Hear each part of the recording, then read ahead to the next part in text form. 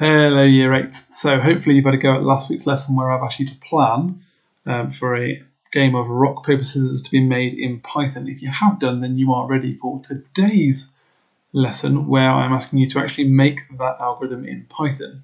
So what I'm going to do is ask you to either use idle on your computer or any of the online IDEs, I'll link to one above, to actually make your algorithm and then test it. So you'll want to use an input to record the player's choice, and you'll want to make a list of rock, paper, scissors and choose randomly from that list for the computer's choice. You'll then need to compare those two choices, the player's choice and the computer's choice, to see who wins. You'll then have to tell the computer about what beats what.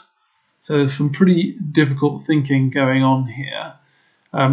Once you've got what you think is a completed algorithm, then test it. Use a testing table and test and record your results, see what happens. If you get a working game, then the challenge is to research and create a custom function that allows the player to start again and keeps the score between games. So there's a lot going on there. It's quite a challenging week, so I'm going to do you a bit of a favour, and I'm actually going to build a very similar algorithm in Scratch over the next few days, and I'll put videos on of how I've done it in Scratch. The algorithm is actually very, very similar because the steps are the same. It's just a different programming language. So you'll just need to convert from Scratch to Python. So if you get stuck, those videos will be really, really useful for you. Okay, best of luck guys. I hope you're keeping safe and I hope to see you all again soon. Bye for now.